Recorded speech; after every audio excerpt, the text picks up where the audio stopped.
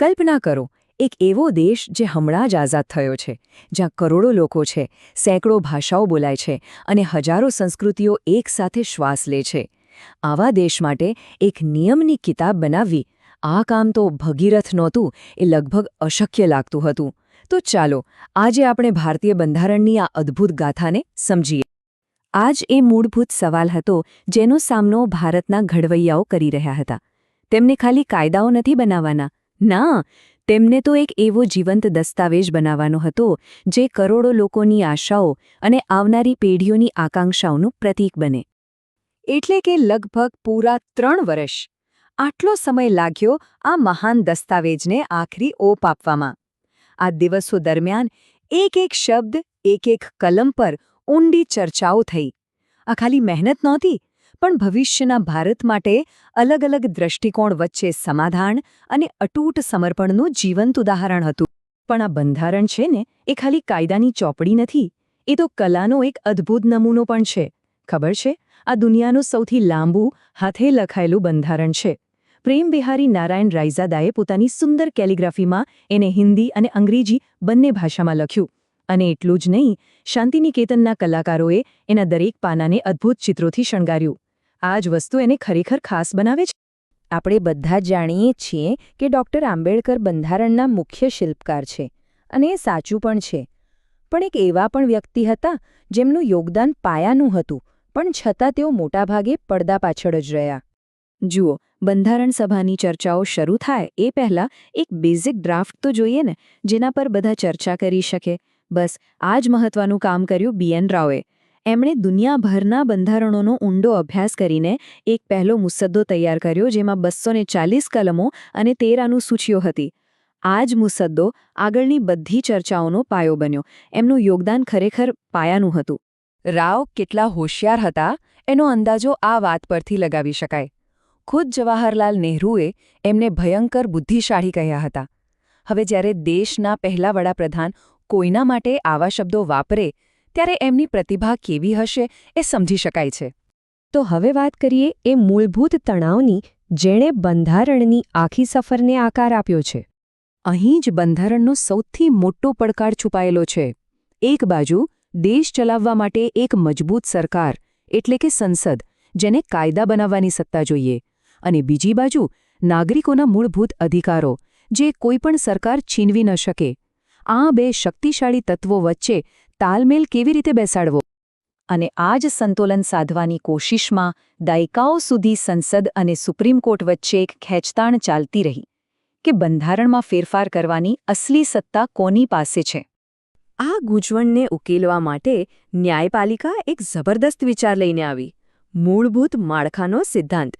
આને સરળ રીતે સમજીએ તો તમે ઘરનું સમારકામ કરી શકો, દિવાલોનો રંગ બદલી શકો, પણ ઘરનો પાયો જ તોડી ન શકો.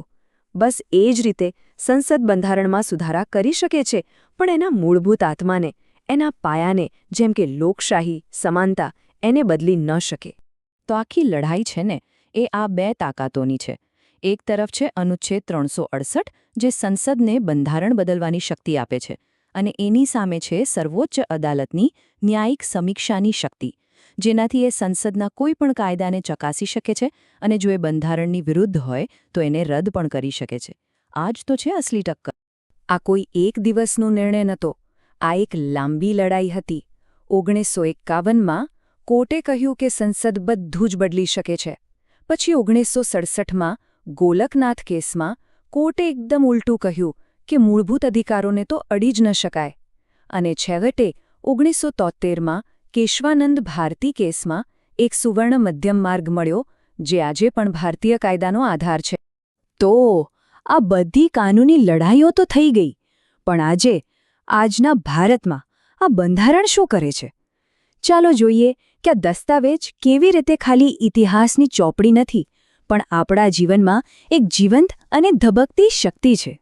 સર્વોચ્ચ અદાલતે આ બંધારણનો ઉપયોગ કરીને એવા ચુકાદાઓ આપ્યા છે, જેણે આપણા સમાજને અને આપણા જીવનને હંમેશા માટે બદલી નાખ્યું છે. પહેલાં શું હતું? કાર્યસ્થળે જાતીય સત્તામણી સામે કોઈ ચોક્કસ કાયદો નહોતો. પછી આવ્યો વિશાખા કેસ. આ ચુકાદાથી સુપ્રીમ કોર્ટે પોતાની માર્ગદર્શિકા બહાર પાડી, અને જ્યાં સુધી સંસદે કાયદો ન બનાવ્યો ત્યાં સુધી આ માર્ગદર્શિકા જ દેશનો કાયદો બની રહી. એણે લાખો મહિલાઓ માટે કામ કરવાની જગ્યાને સુરક્ષિત બનાવી. 2014ના આ ચુકાદાએ સમાનતાના અધિકારને એક નવી ઊંચાઈ આપી. એણે ટ્રાન્સજેન્ડર વ્યક્તિઓને ત્રીજા લિંગ તરીકે કાયદાકીય ઓળખ આપી અને એ સુનિશ્ચિત કર્યું કે તેમને પણ ગરિમા અને સન્માન સાથે જીવવાનો પૂરો અધિકાર છે. આજના ડિજિટલ યુગમાં આ એક અત્યંત મહત્વનો ચુકાદો છે. આ નિર્ણયે દરેક નાગરિકની અંગત જિંદગીની સુરક્ષા માટે એક કવચ પૂરું પાડ્યું છે. ટૂંકમાં આપણી અંગત માહિતી આપણી પોતાની છે. આ એક ઐતિહાસિક ચુકાદો હતો.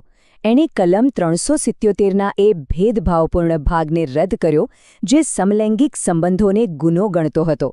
આ નિર્ણય પ્રેમ અને વ્યક્તિગત સ્વતંત્રતાની એક મોટી જીત હતો, જેણે સમાનતાના સિદ્ધાંતને વધુ મજબૂત કર્યો. આપણે બંધારણના વિચારો અને એના પ્રભાવની તો બહુ વાત કરી, પણ પેલી ઓરિજિનલ કોપીનું શું, જે પ્રેમ બિહારી નારાયણ રાયઝાદાએ પોતાના હાથે લખી હતી? એને સમયની થપાટોથી કેવી રીતે બચાવવામાં આવે છે? આનો જવાબ તો કોઈ સાયન્સ ફિક્શન ફિલ્મ જેવો છે. સંસદની લાઇબ્રેરીમાં મૂળ બંધારણને એક ખાસ હવાચુસ્ત કેસમાં રાખવામાં આવ્યું છે, જે હિલિયમ ગેસથી ભરેલો છે. કેમ હિલિયમ? કારણ કે એ એક નિષ્ક્રિય ગેસ છે જે કાગળ સાથે કોઈ પ્રતિક્રિયા કરતો નથી અને એને સડવાથી અને ખરાબ થવાથી બચાવે છે. આ અત્યાધુનિક ટેકનોલોજી સુનિશ્ચિત કરે છે કે આપણી આ ઐતિહાસિક ધરોહર સદીઓ સુધી સુરક્ષિત રહે. તો છેલ્લો અને સૌથી અગત્યનો સવાલ, ભૌતિક દસ્તાવેજને તો આપણે હિલિયમના કેસમાં સાચવી લીધો, પણ એના આદર્શો, ન્યાય, સ્વતંત્રતા, સમાનતા અને બંધુત્વને આપણા સમાજમાં અને આપણા રોજિંદા જીવનમાં જીવંત રાખવાની જવાબદારી કોની છે? આ પ્રશ્નનો જવાબ આપણે સૌએ શોધવાનો છે.